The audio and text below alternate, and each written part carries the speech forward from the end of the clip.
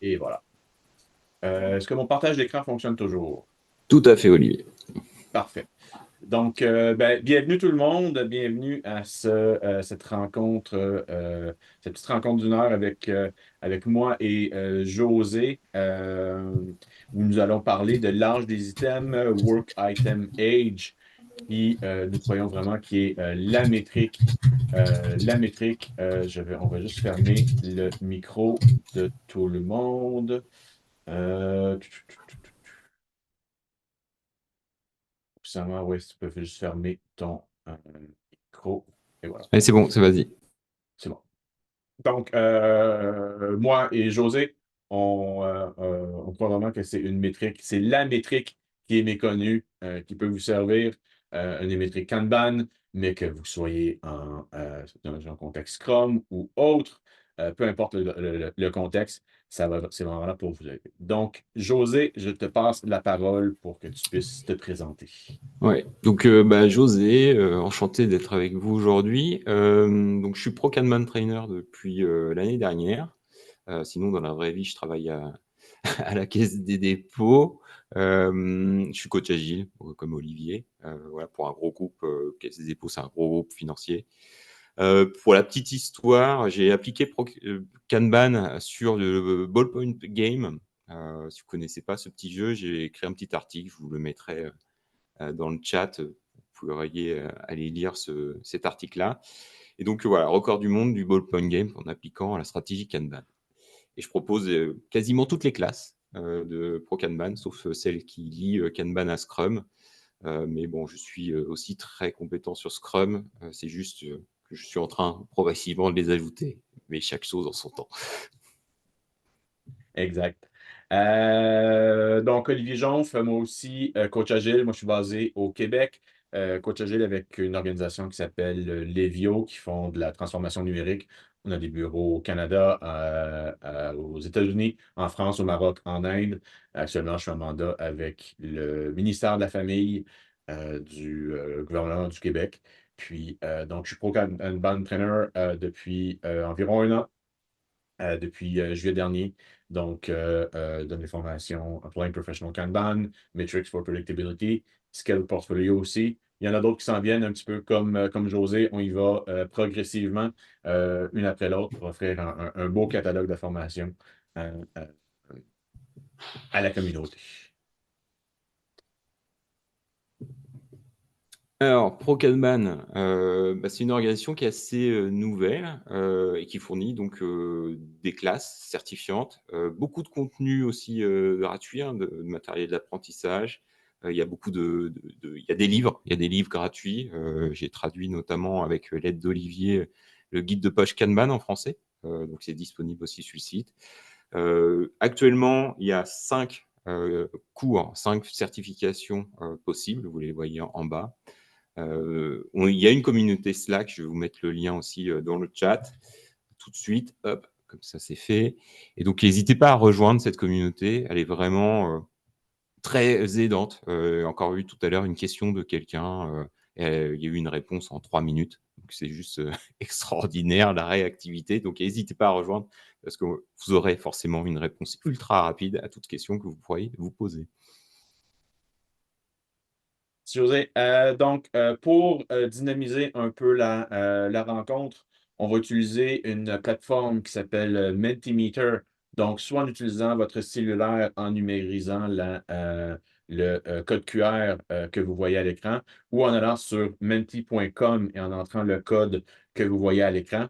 Ce qui va arriver, c'est que vous allez voir les questions au fur et à mesure, on va présenter les questions. Vous allez pouvoir répondre et on va voir dynamiquement les réponses qui vont s'afficher à l'écran. Donc, pour avoir un peu ce que vous pensez, vos feedbacks ou autres, ça va vraiment être très intéressant. Donc, je laisse le code QR quelques secondes de plus, mais sinon, au haut des diapositives, quand ça va être nécessaire, les informations vont aussi être présentées. Donc, on va y aller avec âge des items, la base. Donc, l'âge des items, c'est un des quatre euh, métriques de flux, les métriques Kanban, les flow metrics. Donc, les cartes que vous pourrez voir dans les cours, dans les lectures que vous pourrez faire avec, entre autres, le guide de poche Kanban, travaux en cours, en anglais work in progress, le débit, donc throughput, le temps de cycle, cycle time, que certains connaissent peut-être, et l'âge des éléments de travail, donc work item age, qui est vraiment ce sur quoi on va mettre notre attention aujourd'hui. Donc, je prends quand même quelques instants pour vous expliquer qu'est-ce que c'est ce métrique. Donc, lorsqu'on parle d'âge d'un élément de travail, ce qu'on fait référence, c'est le temps écoulé entre un moment où un élément va démarrer et maintenant. Donc, on peut avoir un processus qui ressemble à ceci. Le vote peut être un peu différent que vous travaillez en Scrum, en Kanban ou autre. Donc, vous allez avoir un processus qui va avoir un début et une fin. Pour l'âge de l'élément de travail, la fin est moins importante parce qu'on se concentre vraiment sur tous les éléments qui sont en cours. Donc, à partir du moment où un élément de travail, un user story, une anomalie, un bug, mais on peut aussi parler d'épique, un nouveau portfolio ou autre, tant qu'à partir du moment où l'élément de travail va traverser la ligne de départ, bien à ce moment-là, le temps va être, la date va être enregistrée. Puis c'est cet élément-là qu'on va suivre, donc la différence entre la date d'aujourd'hui et la date de départ. Pourquoi est-ce qu'on trouve que c'est Allô? un métrique? Oui, est-ce que j'ai entendu une question? Oui. Oui, bonjour.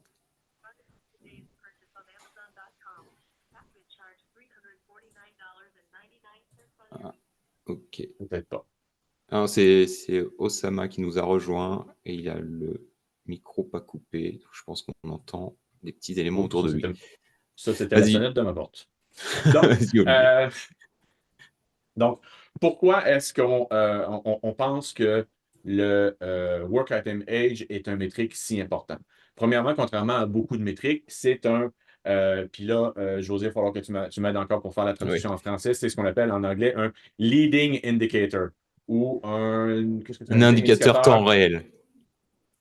Excellent. Ah, Donc, ce qu'un leading indicator, ce que ça permet de faire, c'est que ça permet, c'est un indicateur qu'on peut regarder, mais qui va avoir une incidence, si on agit dessus, sur le futur. Donc, mon work item age, mon âge d'élément de travail, je le regarde, je prends des décisions en fonction de ce métrique-là qui est vivant.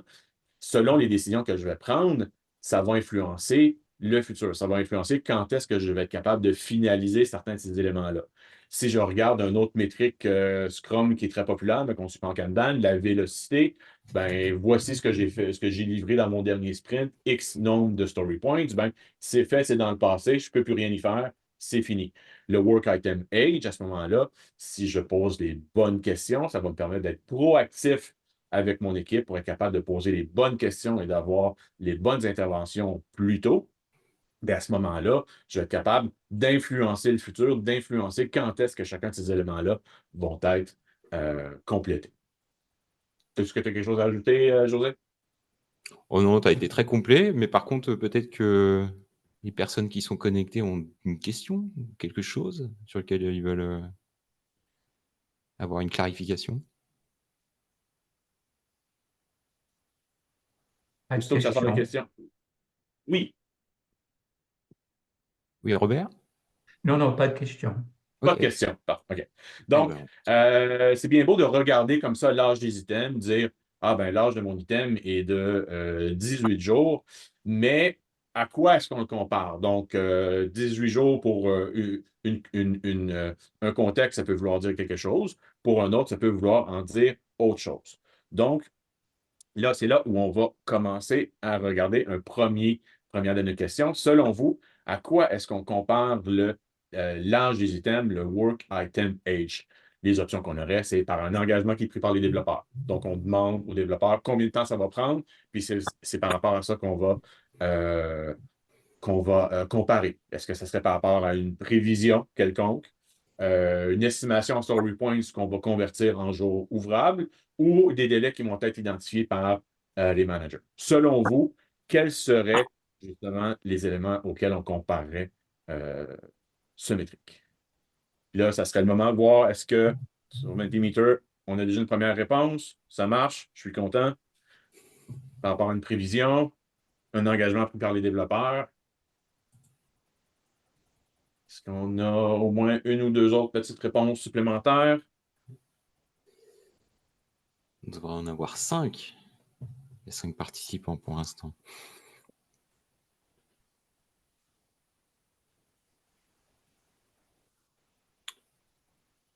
Les autres, Les autres, trop gênés, ça ne fonctionne pas. ça, ouais, voilà. N'hésitez pas à dire si ça ne fonctionne pas. Si vous n'avez pas le code, bon, alors, normalement, il est affiché en haut. Là. Vous voyez, hein, Oui, t'affiches un. rejoindre menti.com, voilà, et utiliser le code. OK. Voilà. Donc, en fait, on va afficher la bonne réponse dans 3, 2, 1. Donc, c'est vraiment une prévision. Donc, c'est un autre principe en Kanban. Donc, on va appeler ça le Service Level Expectation ou l'attente de niveau de service. Donc, on va utiliser soit avec des données historiques, soit avec une nouvelle équipe, on va identifier un délai quelconque. Il peut y avoir plusieurs manières de l'identifier, mais une des manières, c'est de dire, ben, à partir de combien de temps est-ce que ça fait trop longtemps? Si je suis dans une équipe Scrum, je fais des sprints de 2 semaines, est-ce que mon délai serait de 7 jours, 5 jours, 12 jours? À partir de quel moment est-ce qu'on se dit, là, ça l'a vraiment trop vieilli, il est temps qu'on fasse quelque chose? Puis José, tu avais une belle analogie au niveau que tu m'as partagé hier. Est-ce Ouais. que je te la laisse la partager? Ouais, ouais. Moi, j'aime bien expliquer ce niveau de service attendu avec une analogie dans un restaurant. Imaginez que l'équipe, c'est l'équipe de cuisiniers et de serveurs, on va le mettre ensemble. Et ce niveau de service attendu, évidemment, on veut servir des clients avec des plats chauds et aussi rapidement. Et donc, le niveau de service attendu, ça serait quelle est la durée qu'on se donne pour bah, cuisiner le plat, le mettre en attente qu'un client demande ce plat-là, mais pas trop longtemps pour pas qu'il refroidisse trop et qu'il arrive à la table rapidement avec un client content parce qu'il a son plat ultra rapidement et chaud. Pour éviter que si ce délai-là, ben, on sait que ce délai-là, que si on le dépasse, ben, à ce moment-là, le plat va être froid. Donc, c'est un petit peu la même chose dans un contexte Kanban où on sait qu'il y a beaucoup de gens qui sont en Scrum aussi. Puis, un rappel, on peut appliquer Kanban sur Scrum. Kanban, c'est une stratégie. Donc, si je dis ben, mon SLE, mon attente de niveau de service est de 14 jours parce que c'est 2 semaines, moi, des sprints de 2 semaines, ben, si je commence un récit utilisateur 3 jours après le début du sprint, ben, je sais qu'à ce moment-là, je vais le finir. Donc, peut-être que j'ai besoin d'ajouter ça en conséquence. Puis, comment est-ce qu'on va regarder ça au quotidien? Le Work Item Age, on va utiliser une charte comme ça ici, qu'on trouve dans certains produits. Il y a certains produits qui sont disponibles sur le marché. Actionable Agile est très, très, très populaire, mais aujourd'hui, on vous présente Pacemaker, qui est un outil qui est développé par un de nos collègues un de nos collègues chez ProKanban. Vraiment un super de bel petit outil, puis c'est vraiment, honnêtement, vraiment pas cher. Donc, à ce moment-là, comment on va regarder, comment on va interpréter les données qu'on va chercher dans un outil comme Jira ou Azure DevOps. Donc, on va retrouver des colonnes qui vont représenter chacune des colonnes de mon processus. Puis ici, verticalement, l'âge des items. Donc, je suis capable de savoir que mon item qui est ici a passé 3 jours en to-do, puis là, ça fait 10 jours qui est en discovery.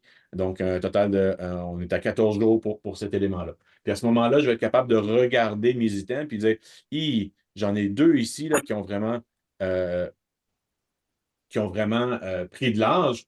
Puis je vais être capable de avoir les interventions puis poser des questions justement sur ces éléments-là.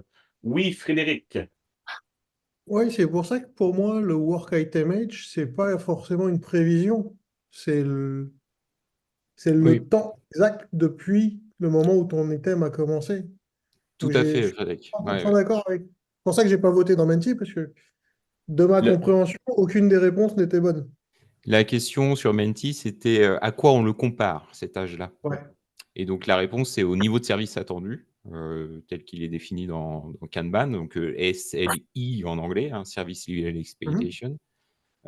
Mais effectivement, l'âge, c'est ce qu'on disait au tout début, ce qu'Olivier disait, c'est la mesure temps réel de l'âge que l'item a. Donc, si c'est le plat dans le restaurant, c'est il est prêt depuis combien de minutes? OK, il est prêt depuis 5 minutes. Il n'est pas encore froid, on peut le servir. Voilà, c'est ça. Et le niveau de service attendu, c'est plutôt. Alors, c'est pas exactement les percentiles que vous voyez. Ça, c'est basé sur les données historiques, hein. L'équipe peut très bien se challenger et prendre autre chose. Dire, OK, nos données historiques, par exemple, disent que 85% de nos items se finissent en 18 jours au moins, mais on va se challenger à 15. Voilà. Et ça va être le SLE de l'équipe. Donc, je vais comparer ce que je vois sur mon tableau ici, justement, avec mon SLE. Puis, effectivement, tu as bien fait de me poser la question, Frédéric. Donc, c'est vraiment le SLE qui est la prévision. Donc, je suis capable de dire, si on disait qu'on était à 15 jours, ben, j'ai des éléments ici qui ont dépassé. Puis, c'est sur ces éléments-là que je vais poser le plus de questions parce que mes éléments ici, pour reprendre l'analogie de José, ben, mes deux éléments ici, c'est eux qui, à date, ont le plus refroidi, donc ont plus de chances d'avoir un impact ou de non-satisfaction auprès de mes clients. Ça, c'est une charte que je peux regarder quotidiennement dans mes daily scrum ou mes mails quotidiennes, peu importe, ou même d'un point de vue portfolio. Peut-être qu'à ce moment-là, je vais le regarder d'un autre point de vue. Peut-être que mes CLE vont être plus sur des semaines ou des mois, mais c'est que ça va me permettre en équipe de justement poser les bonnes questions. Des questions à date, commentaires. Il n'y en a On va pas y dans le aller chat, avec. en tout cas. Merci de regarder. Merci d'avoir regardé ça, José. Continuons avec les questions. Je te passe la parole, José. Ouais. Donc, une autre petite question pour voir ce que vous répondrez à ça. Donc, imaginez qu'un des éléments vieillit plus que 85% de vos éléments historiques. Donc, c'était cette fameuse petite barre là que venait juste de vous montrer Olivier dans le graphique. Qu'est-ce que vous feriez? Donc, plusieurs choix. Rien, ce sont des choses qui arrivent. L'équipe pourrait se focaliser dessus pour tenter de le finir plus rapidement possible. L'équipe pourrait découper l'élément pour ne garder que l'essentiel, et l'équipe pourrait se questionner quant à poursuivre ou abandonner certains travaux. Donc là, c'est un choix multiple. Vous pouvez prendre plusieurs choix si vous pensez qu'il y a Ouais, plusieurs bonnes effectivement. réponses.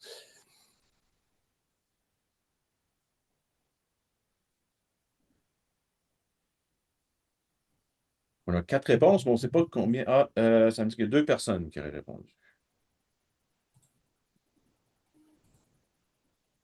Ça, c'est quelques petites secondes de plus.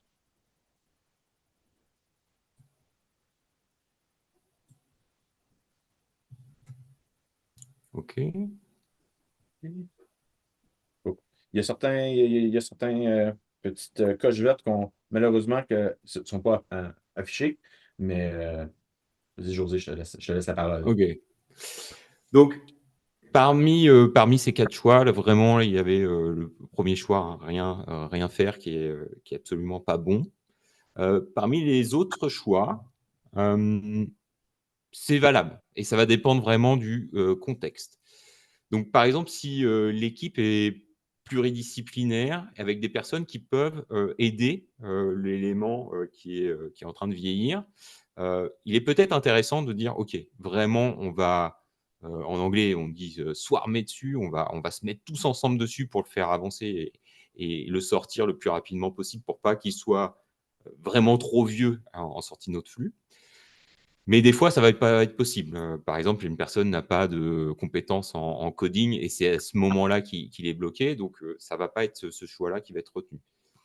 Peut-être du coup, il va falloir découper l'élément, se dire, en fait, on avait pensé que cet élément allait pouvoir traverser notre flux rapidement. Et puis, finalement, en travaillant dessus, on a découvert plein de choses. On a fait des apprentissages.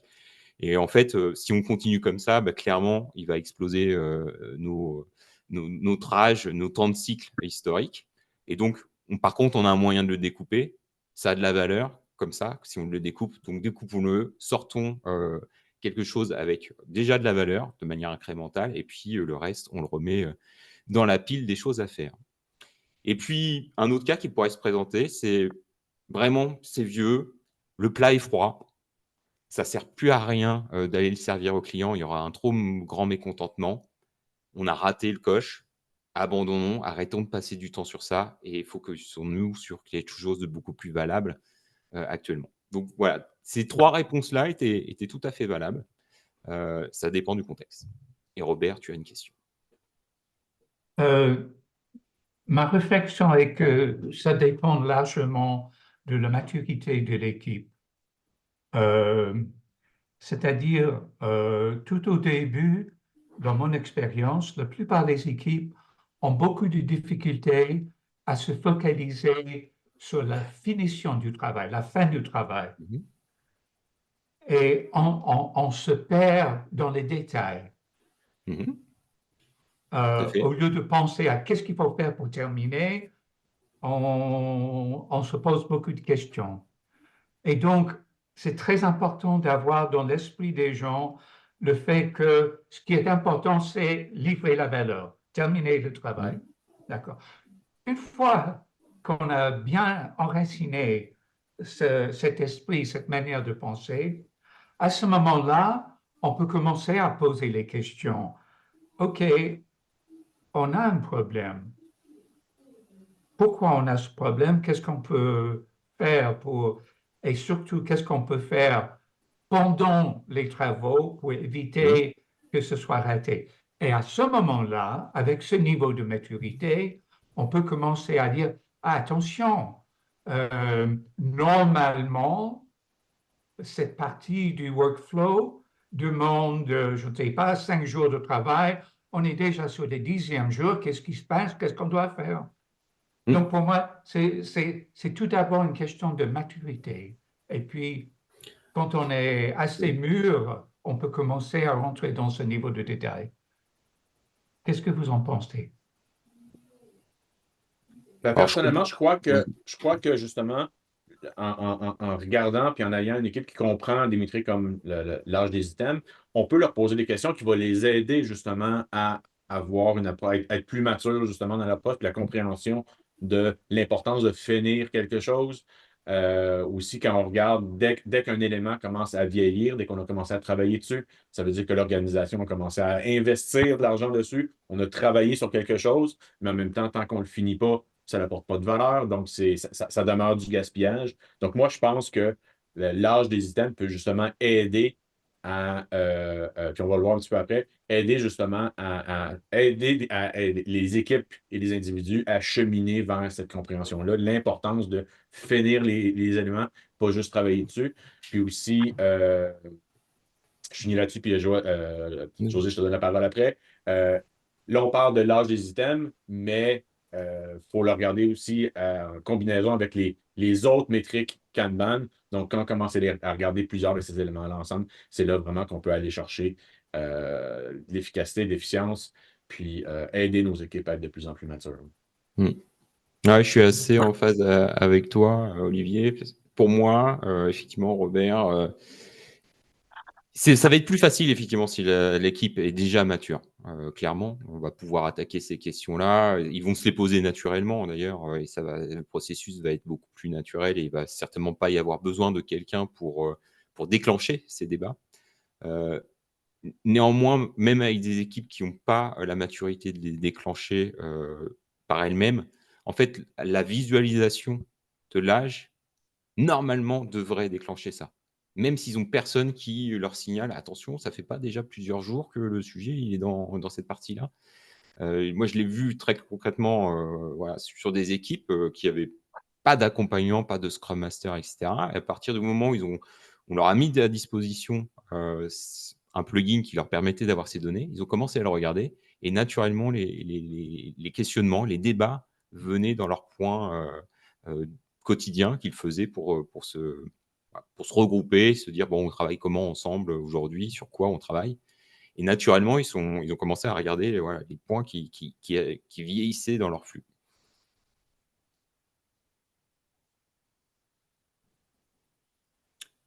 tout à fait d'accord avec toi. Robert, D'autres questions? qu'est-ce Ou que tu en Robert, ouais. penses? Oui, je pense qu'il y a un autre élément, c'est est-ce qu'on avait déjà identifié des goulots d'étranglement dans le workflow? Est-ce que ce qu'on avait constaté, est-ce que ça correspond à ce qui est typiquement un goulet d'étranglement ou est-ce que est autre chose? Parce que le risque, c'est que si on commence à se focaliser sur ce work item, mais c'est au risque de freiner un autre travail ailleurs dans le workflow. Ça, c'est pas bien. Donc, ça dépend. Comme vous avez dit tout au début, ça dépend du contexte. Mais cette question de où sont les goulets d'étranglement, c'est pour moi important. Alors effectivement, c'est ce que disait Olivier, c'est l'âge des items. Même si on pense que c'est l'élément le plus important, il se regarde pas, enfin, il s'analyse pas tout seul. C'est Ouais. pour nous l'élément le plus important parce que c'est un indicateur temps réel. Il permet d'informer tout de suite l'équipe, le processus, qu'il y a quelque chose qui est en train de se passer de manière anormale et qui va poser problème. Et donc, permettre à l'équipe de prendre une décision, d'avoir une conversation le plus rapidement possible. Mais évidemment, les temps de cycle, les limites, les encours et les limites que l'équipe a pu poser, etc., sont des choses, et le débit sont des choses qu'il va falloir analyser pour comprendre le processus, comment tout ça passe dans les différentes étapes, et est-ce qu'il n'y a pas des étapes où il y a du travail non actif fait régulièrement, ouais, des sujets qui dorment en fait, qui ne sont pas gérés activement. Donc ça, c'est un problème et c'est peut-être lié à un goulet d'étranglement, mais c'est peut-être lié à autre chose. Donc ça, voilà, c'est vraiment... On met le focus aujourd'hui sur le Work Item Manage, mais effectivement, Robert, tu as tout à fait raison. Il y a plein d'autres choses qui rentrent en compte. Puis en équipe, il faut se questionner si ça, c'est le tableau qu'on regarde pour la journée, puis si on décide de focaliser sur des éléments qu'on va retrouver ici au bas du tableau, qui ont moins âgé que les deux éléments qui sont ici, bien là, il faut se questionner sur ce que José disait tantôt, ou est-ce que ces éléments-là ont encore de la valeur? Est-ce qu'il faut prendre action sur ces éléments-là? Parce que si, par défaut, de mettre l'emphase sur les éléments qui ont le plus vieilli est toujours une bonne approche. Mais si on se dit, ben non, on va quand même laisser ceux-là, ben peut-être qu'on se dit, ben on ne travaille plus dessus. On va juste les retourner dans le carnet de produits ou autre, ou on va le séparer, ou toutes les stratégies que José a dit tout à l'heure.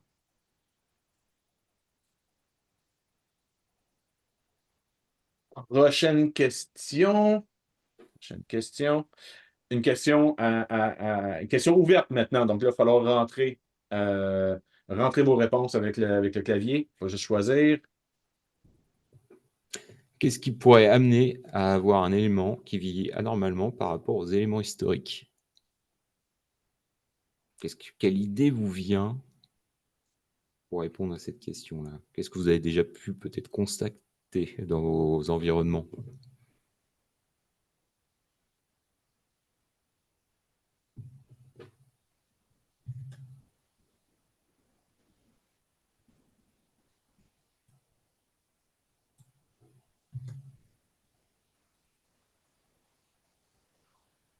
Ah, les dépendances.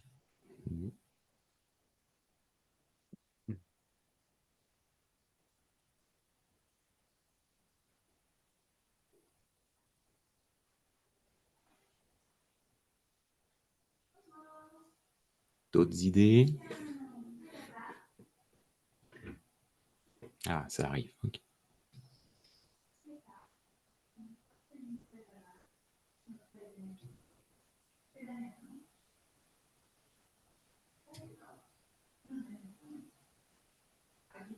Ouais. Context switching, oui.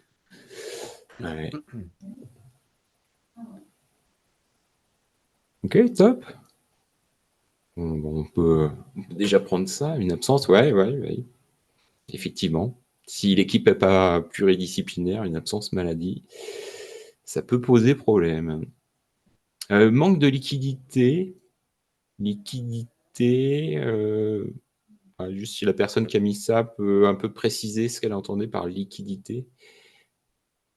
Oui, liquidité, la définition de liquidité des ressources, c'est la disponibilité des ressources nécessaires au moment où on en a besoin. Ok, je comprends. Ça marche. Ok, à part peut-être voilà, sur les spécifications connues et les éléments pas bien raffinés, moi, j'ai tendance à dire que on va découvrir le travail, vraiment les choses qu'on doit faire à partir du moment où on commence à les faire. Donc, passer du temps à spécifier, à raffiner les sujets, ou en tout cas passer trop de temps, à mon sens, c'est un gaspillage. Il faut avoir une idée il faut avoir une idée claire, le sens de pourquoi on va faire quelque chose, avoir compris le pourquoi qui est recherché. Mais après, sur le comment on va le faire et le qu'est-ce qu'on va faire, je pense vraiment qu'il faut être grosse maille et se dire, OK, on a une macro solution en tête, l'équipe est d'accord pour commencer à poursuivre cette idée-là de solution. Allons-y, faisons pas des spécifications pendant des heures et des jours, ne raffinons pas pendant des heures et des jours, travaillons dessus et on va découvrir les vrais sujets. Effectivement, sinon, il y a plein d'autres. Moi, celle que j'aime beaucoup, c'est Context Switching. Encore une fois, comme on l'a dit tout à l'heure, le Work Item Age n'est pas l'unique chose qu'on doit regarder. Quand on commence à regarder les travaux en cours, le WIP, c'est là où on peut avoir une bonne influence sur le Context Switching. Les dépendances avec les autres équipes, effectivement, c'est aussi quelque chose qu'on va beaucoup voir. Il y a des gros cadres d'agilité qui sont basés juste sur la gestion des dépendances. On veut peut-être en Kanban, on veut plus mettre l'emphase sur l'élimination de ces dépendances-là pour avoir un plus gros impact. Mais effectivement, ce sont toutes des bonnes réponses. Robert, est-ce que vous avez une autre question? Parce que vous avez encore la main levée. Donc, je ne sais pas si c'est l'ancienne main ou si. Par contre, il y a une question de Frédéric dans le chat. Ah, Je vais la poser moi. Sur... Je vais la poser directement, en fait. Ouais, super. Quand tu parles de savoir globalement le quoi et pas tant que ça le comment, moi, ça m'amène à jusqu'où on va pour amener l'élément en prêt à démarrer. Est-ce que Mm. tu es pour ou contre, ou ça dépend de la definition of ready, et qu'est-ce qui t'amène d'un côté ou de l'autre? Alors, je veux bien que tu remettes l'exemple de board, Olivier, que tu avais au tout début. celui-là. Ou celui-là, oui, parce que ça amène l'élément. En fait, ce que je vois, c'est qu'il y a beaucoup d'équipes qui disent on a besoin d'une definition of ready, d'une DOR, parce qu'on a besoin de travailler avant d'être prêt à commencer. Et moi, je leur dis, mais en fait, quand vous commencez à réfléchir, à répondre aux questions, aux critères que vous avez mis dans votre DOR, vous avez commencé le travail. Et donc, vous êtes déjà passé de to do là à discovery. Et le compteur est lancé sur l'âge. Il y a quelqu'un, par rapport à ce que vous avez engagé, qui potentiellement va le voir et va se dire, mais OK, ils ont commencé à travailler dessus, je peux attendre à réceptionner la chose dans le niveau de service attendu, par exemple, s'il a été communiqué ou si l'équipe n'en est pas encore là, dans un certain délai. Et tout le délai pris à faire cette discovery sans réellement créer le sujet dans le build, hein, être dans confronter les mains dans le cambouis à faire des choses, pour moi, génère énormément de gaspillage. Donc, pour répondre à ta question, maintenant, de plus en plus, avant, j'étais plus réservé. Je disais, il y avait des contextes, ouais, la DOR pouvait être utile parce qu'ils n'étaient pas assez matures et il leur fallait des critères assez précis. Moi, de plus en plus maintenant, équipe mature ou pas mature, DOR, out, définition de workflow, ça veut dire quoi à partir les règles de passage d'une étape à une autre. Donc, ça veut dire quoi d'être passé de to do à discovery? Et ça veut dire quoi d'être passé de discovery à building, etc. Et on essaye évidemment que y ait pas, qu'on ne soit pas dans une approche anti-agile où l'équipe est silotée, où les discovery building, c'est des silos dans l'équipe. Donc, c'est dire non, le discovery, la personne du technique, elle est super bienvenue. Il faut qu'elle comprenne aussi ce qui est en jeu et pourquoi il y a une attente. Et du coup, naturellement, tout ça amène à avoir des solutions de meilleure qualité, avoir des personnes dans l'équipe bien plus motivées parce qu'ils comprennent pourquoi ils tapent au clavier du code. Et franchement, travailler comme ça, moi, j'ai toujours bien mieux préféré et j'ai toujours vu des équipes s'éclater en mettant ça en place. Et aussi, il faut se souvenir que dans un processus, les items, au besoin, peuvent reculer. Donc, si on se rend compte qu'on aurait besoin de plus d'analyse à ce moment-là, où on sépare les items, il y a un item qu'on va plus aller plus loin, puis le reste va continuer. Donc, tous ces éléments-là demeurent possibles. Mais je suis d'accord avec José. Souvent, une definition of ready va mettre une espèce de barrière. Donc, non, il manque tel élément dans mon gabarit, dans le formulaire. On attend une réponse de telle personne. Donc, vraiment y aller au juste à temps. Robert. Oui, dans ce contexte, il peut être intéressant d'utiliser une analyse du type Cynefin. Est-ce qu'il s'agit d'un work item qui est clair, qui est compliqué, qui est complexe ou qui est chaotique? Et on ne peut pas vraiment mélanger ces 4 types de work items dans le même workflow, justement à cause du problème que vous avez souligné. Si on a un type de work item qui est clair, on le connaît, on sait faire, il s'agit simplement de le faire et basta. Ça, c'est une chose. Mais on a d'autres types de work items, peut-être on n'a jamais vu. On va découvrir sur place. Il faut commencer à faire des essais. C'est la seule manière d'avancer. Et c'est un autre type de workflow, à mon avis. Donc pour moi, en partie, le problème, c'est un mélange de différents workflows en fonction du niveau de complexité du work item. Alors, pour répondre à ça, Robert, je veux dire que ça rejoint le côté, il faut démarrer le sujet pour se rendre vraiment compte s'il est complexe ou pas, si on n'a pas une dépendance qu'on n'a pas identifiée là simplement.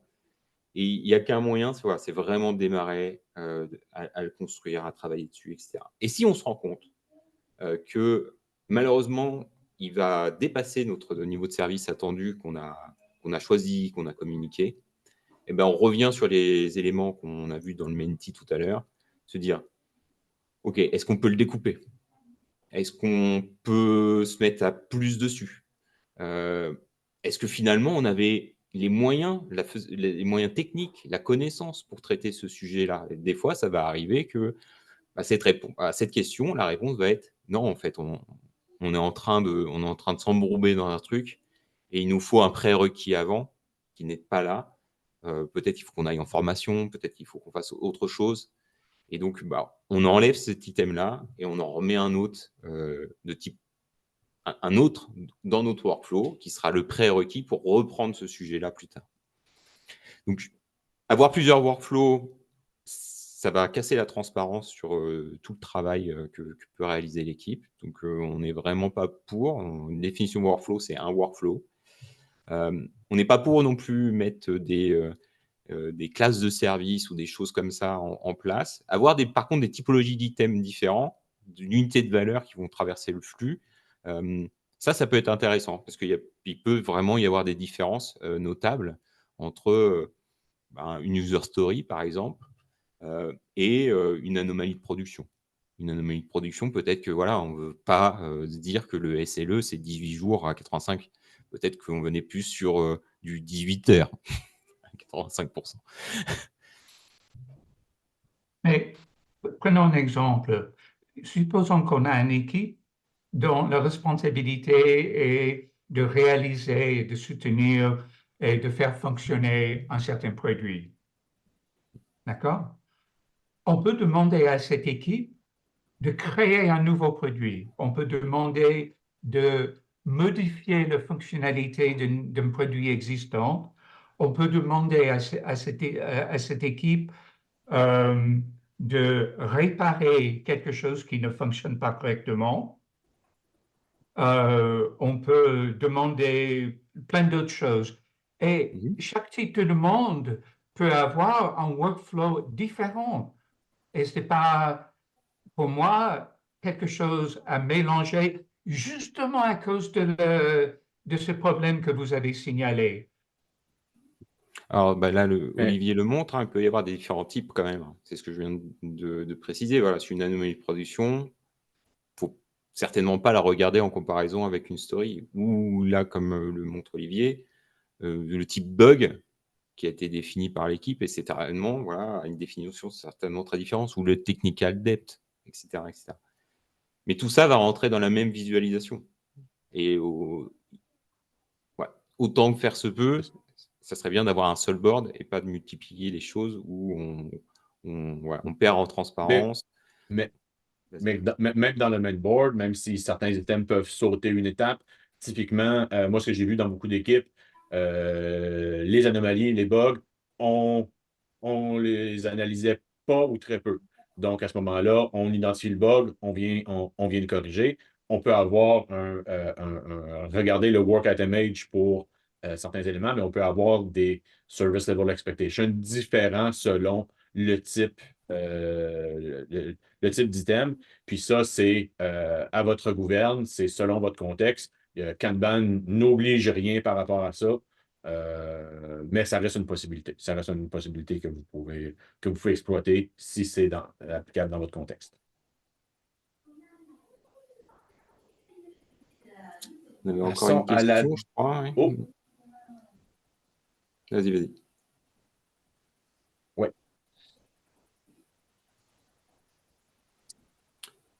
Si vous êtes bloqué pour faire avancer un élément à cause d'une dépendance liée à un travail nécessaire d'une autre équipe, qu'est-ce que vous faites? Est-ce que vous démarrez un autre élément en attendant de pouvoir de nouveau avancer sur l'élément bloqué?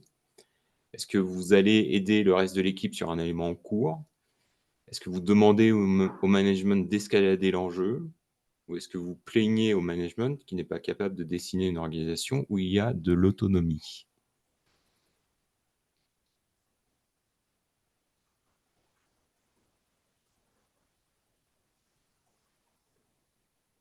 Est-ce qu'avec des réponses? Ou autre. Ou autre, oui.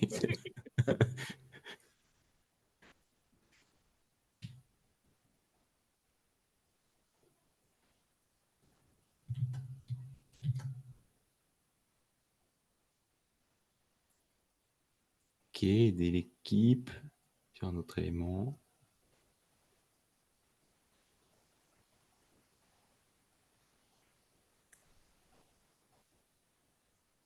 Ok.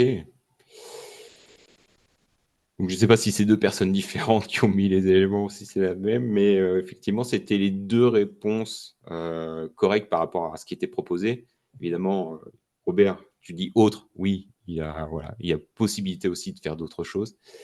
Mais dans ce cas-là, voilà, ce qu'on voulait vous montrer aujourd'hui, discuter avec vous aujourd'hui, c'est de se dire qu'on est dépendant pour réaliser le travail qu'on a commencé, qu'on découvre ça, et qu'on sait que voilà, pendant plusieurs jours, on risque de ne pas pouvoir avancer. Il est certainement mieux de se dire, on ne va pas démarrer quelque chose de nouveau et d'aller aider le reste de l'équipe pour limiter les travaux en cours et avancer sur ce qui est déjà présent dans le workflow. Mais dans certains cas, comme je l'ai évoqué tout à l'heure, par exemple, si on n'a pas la compétence pour aller aider l'équipe sur ce qui est en train d'être en cours, bah, peut-être que d'un point de vue de l'efficience, on va aller démarrer autre chose. Peut-être au prix de la prédictibilité et de l'efficacité, peut-être. Mais voilà, point de vue efficience, mettre sa compétence à contribution de quelque chose qu'on peut faire plutôt que d'aller essayer d'aider, mais alors qu'on n'a pas du tout la compétence, voilà, peut-être que c'est un cas aussi qui se présentera et ça sera mieux quand même de démarrer quelque chose d'autre.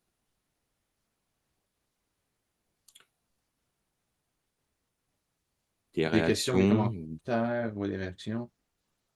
Il y avait autre. Ouais, Oui, Frédéric. Si je peux me permettre, moi je vois le démarrer autre chose comme une solution de dernier recours. Je veux dire ça comme ça. La problématique avec ça, c'est que ton whip augmente, que on n'encourage pas les développeurs à aider d'abord pour terminer des choses et faire avancer. Et je leur ai mis une autre option de verbaliser ce bloqueur aussi pour que dans la mêlée quotidienne, on puisse se rendre compte, ah ouais, c'est vrai que là, il y a un bloquant, il faut qu'il y ait quelque chose qui se passe, il faut intervenir. Donc le autre Mais est là, intéressant. Mais là, on parle ici vraiment d'un élément bloquant, une dépendance Ouais. avec une équipe externe. Donc, on s'imagine une équipe que peut-être qu'on peut aller l'aider, peut-être qu'on peut intervenir, mais peut-être aussi qu'on n'a aucune capacité d'intervenir sur le travail Ouais. de cette équipe-là. Souvent, ce qu'on va voir, c'est qu'on va voir des politiques au sein d'une équipe, de dire ben, comment est-ce qu'on gère les bloquants internes, mais aussi comment est-ce qu'on gère les bloquants externes. On peut aller jusqu'à dire ben, si un élément est bloqué par une équipe externe à plus de certains temps, ben, on, on le retourne dans le backlog, puis on travaillera dessus une fois que l'équipe externe aura été capable d'intervenir. Donc, oui, il faut faire la distinction justement entre un bloquant interne et externe, puis c'est ce qu'on voit souvent dans nos équipes, là. Frédéric, on dirait que tu bouges. Toutes les fois que tu poses une question, tu te déplaces dans ta maison. Ouais, j'étais au lunch, puis là, je me prépare pour les meetings de l'après-midi qui arrivent. Mais c'est pour ça. On va faire ça vite. Il y a peut-être des meetings justement qui commencent dans quelques minutes ou lors du souper si vous êtes en France. D'autres interventions par rapport à cette question? Il n'y en a pas dans le chat. OK. Ben, on se pose donc la question, c'est comment est-ce que justement le Work at Imaging, l'âge des ISEM, peut vous aider lors d'un événement d'équipe, un daily scrum, un stand-up, peu importe. C'est comme coach d'équipe, Scrum Master, vous avez tous déjà entendu un membre d'équipe qui dit ah, j'ai presque terminé. Puis là, on pense, il me semble qu'il n'a pas dit ça hier, puis la semaine passée. Ça va, j'ai pas besoin d'aide. On sent que la personne a besoin d'aide. Je devrais avoir terminé en un jour ou deux. Il me semble que ça devrait déjà l'être fait. Donc, avec l'utilisation de métriques comme Work Item Age, qu'on compare non pas à des estimés qui ont été faits au préalable, quoi que ce soit, ben, par rapport au service level expectation, à l'attente de niveau de service. Donc là, on est capable de dire, on est capable de dépersonnifier, si je peux dire, l'intervention de la personne. Donc là, c'est pas qu'on pense qu'il faut avoir une action, on pense qu'on doit venir à travailler plusieurs sur un item parce qu'on croit que tu ne seras pas capable de le terminer ou parce qu'on n'a pas confiance, mais parce que notre élément de travail, il s'approche de notre attente de niveau de service. Donc, à ce moment-là, ça peut être un très bon outil pour porter action quand quelqu'un a besoin d'aide, mais des fois qu'il peut avoir de la difficulté justement à demander cette aide-là. On ne vient pas faire l'intervention parce qu'on croit que tu as besoin d'aide, mais parce que l'élément va atteindre son niveau de service, on s'y rapproche ou quoi que ce soit. Donc, à ce moment-là, ça peut être un bon outil au quotidien pour ça. Et j'ai une expérience là-dessus où il y avait typiquement ce cas-là, un développeur qui avait pris quelque chose tout seul et qui, voilà, quand l'équipe lui demandait si ça allait, etc., avait ce type de réponse-là. Et puis, à un moment donné, j'ai dit à l'équipe, écoutez, moi je regardais l'âge, l'item, il a 40 jours. Et du coup, quelqu'un de l'équipe, un matin, a mis le graphe de l'âge en visibilité au daily. Et là, en fait, la personne, bah, elle a dit, OK, désolé, j'ai déconné, en fait, je galère, je n'osais pas le dire. Et en fait, elle a été, vis-à-vis de l'élément factuel du 40 jours, elle a été obligée de s'exprimer. Voilà. Alors qu'avant, elle n'arrêtait pas de s'échapper de la situation. Puis comme ça, en posant les bonnes questions, ça revient à ce qu'on disait au tout début, c'est de poser les bonnes questions le plus tôt possible, d'avoir les bonnes interventions d'équipe pour justement réduire ton temps de cycle, livrer de la valeur plus rapidement, recevoir ton plat au restaurant alors qu'il est encore chaud, c'est vraiment là les objectifs puis les bénéfices de regarder quotidiennement l'âge des items. José a fait un article justement sur l'utilisation de cette métrique-là dans Scrum. Je vous ai mis le lien dans le code QR.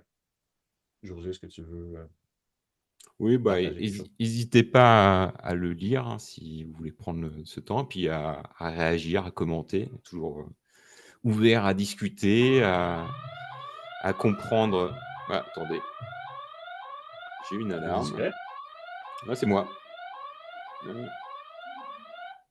C'est rien. C'était le montre de mon fils. Il a dû appuyer par mégarde.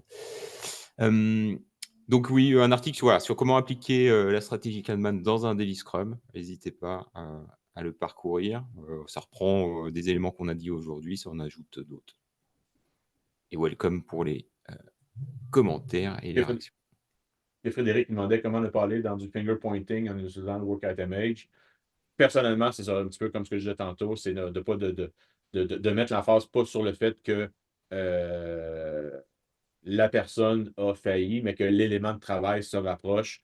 Donc, jusqu'à présent, il y a quelque chose qu'on a fait qui n'était pas adapté. Donc, il faut peut-être qu'on ait une approche un petit peu différente, soit du développement pair ou il y a des bloquants ou autre. Mais oui, tout ça, ça reste quand même un peu. Faut toujours avoir du doigté avec les équipes. Oui, Frédéric. C'est qu'en utilisant le working age item dans les délits, forcément, la communication et la discussion est plus vers les éléments qui sont dans le rouge ou dans le upper limit, dans la limite haute, ou en voie d'aller au-dessus du SLE. Mhm. Mais si tu l'utilises tous les jours, c'est sûr que bah, le jour d'après, même s'il a bougé de colonne, il reste toujours dans le rouge. Donc bah, je vais encore être sous la loupe de tout le monde qui va attendre que moi j'avance là-dessus. Donc, Alors, c'est pour ça que cet élément-là, ça doit amener l'équipe à travailler ensemble et pas à laisser un individu unique en train de galérer sur le sujet. Donc, c'est pas du. Voilà, j'ai jamais vu, même dans le cas que je présentais tout à l'heure, hein, la personne elle s'est pas sentie visée en fait. On a parlé de l'item. On a parlé de l'item et finalement, c'est la personne qui d'elle-même a dit écoutez, les gars, j'ai déconné. J'ai déconné, j'ai noyé le poisson depuis des jours et des jours. Mais on n'a pas parlé de la personne, on a parlé du work at time, c'est la personne qui a fait son mea culpa. Et après, ça s'est très bien passé. Et d'ailleurs, ils ont mis en place du pair programming après pour éviter de tomber dans des cas comme ça où les gens galèrent tout seuls sur les sujets.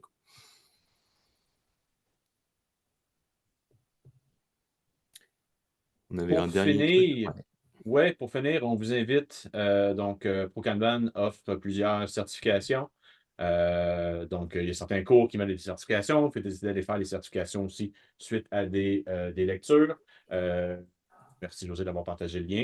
Mais il y a aussi les Small Batch Certifications qui sont des petites certifications gratuites sur des sujets plus particuliers. Donc, il y en a une très appropriée avec la discussion d'aujourd'hui, Flowmetrics Fundamentals, et sinon Visualizations. Donc, ça vous permet de découvrir puis aller un petit peu plus loin dans valider votre compréhension des sujets. Oui, Robert. Oui, une question. Est-ce qu'il existe un glossaire anglais-français pour des termes Kanban, Flow, etc., Ouais, qui est plus je ou moins mets reconnu? je mets le lien dans le chat. Ah, super. Il est sur le site de Kanban Guide où il y a le guide Kanban officiel. Et dedans, il y a des définitions. Voilà, ici, je vous le mets là. Il y a les définitions. On va retrouver le Kanban Guide en français et en anglais côte à côte. Donc, à ce moment-là, il est possible de voir. Merci, merci infiniment. peut-être, Claire, avant de voir s'il y a d'autres questions, moi et José, on donne des formations qui sont prévues à notre agenda. Je sais qu'il y en a d'autres aussi qui s'en viennent du côté de José par rapport à la nouvelle formation en lien avec Accelerating Product Value, une nouvelle classe super intéressante. Donc, on vous invite à nous contacter si vraiment vous voulez aller un petit peu plus loin, puis comprendre, puis s'inscrire à une de nos formations. José, est-ce que tu as ajouté quelque chose? Non, mais on est arrivé à l'heure. Je vois que Frédéric arrive à nous l'heure. a déjà quittés, donc on va Ouais. pas dépasser Arrêtez plus la pour les autres personnes qui étaient présentes. partage. Merci en tout cas. Je- Euh, tout le monde. Excusez-moi, Oui. je viens de regarder le document, les définitions, mais il n'y a pas de français là.